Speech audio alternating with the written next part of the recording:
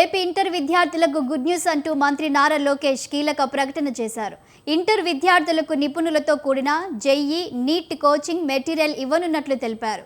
ఏపీలోని 1355 ప్రభుత్వ జూనియర్ కాలేజీల్లో 1,00,000 మందికి పైగా విద్యార్థులకు ఉచితంగా అందిస్తామని వెల్లడించారు.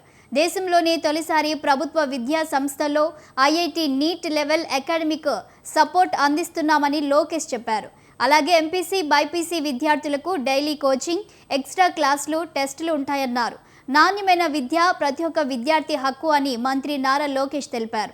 ఆంధ్రప్రదేశ్లోని ప్రతి విద్యార్థికి భవిష్యత్తులో పెద్ద కలలు కనడానికి, విజయాలు సాధించడానికి న్యాయమైన అవకాశాన్ని ఇస్తుందని లోకేష్ పేర్కొన్నారు.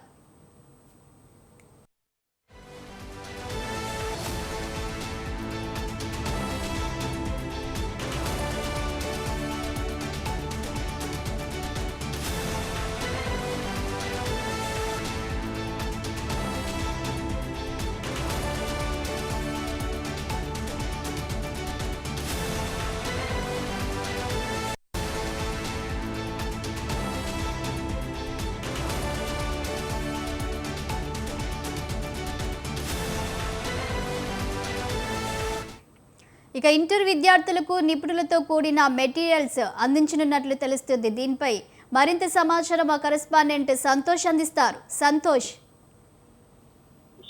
ఏపీ ఇంటర్ విద్యార్థులకి ఇటు మంత్రి నారా లోకేష్ గుడ్ న్యూస్ అనేది కూడా చెప్పడం కూడా జరుగుతుంది. ఏదైతే ఇటు విద్యార్థులకి నిపుణులతో కూడినటువంటి జేఈఈ, నీట్ కోచింగ్ మెటీరియల్ అనేది కూడా ఇవ్వనున్నట్టు కూడా తెలియజేశారు. ఏపీలో దాదాపు 1355 ప్రభుత్వ జూనియర్ కాలేజీల్లో కూడా 1,00,000 మందికి పైగా విద్యార్థులకి ఉచితంగా ఇటు ఈ యొక్క శిక్షణ అందిస్తామంటూ కూడా చెప్పడం తోటి ఇటు ప్రభుత్వ కళాశాలతో చదివేటువంటి విద్యార్థులకి ఒక శుభవార్త అందించినటువంటి పరిస్థితి కూడా నెలకొందని కూడా తెలుస్తోంది. ఏదైతే దేశంలో తొలిసారి ప్రభుత్వ విద్యా సంస్థలో IIT NEET level academic support అందిస్తున్నామంటూ కూడా ఇటు లోకేష్ తెలియజేయడం జరుగుతోంది. అంతేకాకుండా విద్యార్థులకి డైలీ కోచింగ్, ఎక్స్ట్రా క్లాసులు, టెస్టులు ఉంటాయని కూడా తెలియజేశారు. మొత్తంగా అయితే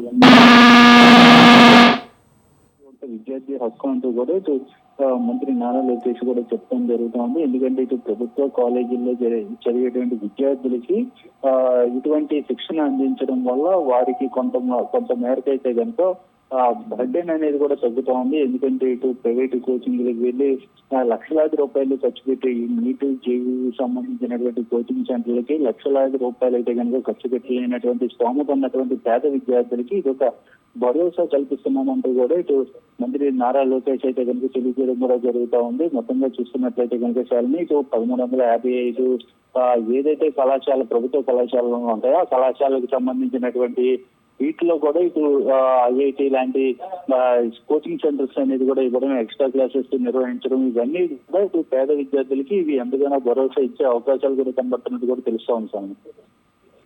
థ్యాంక్ యూ సంతోష్.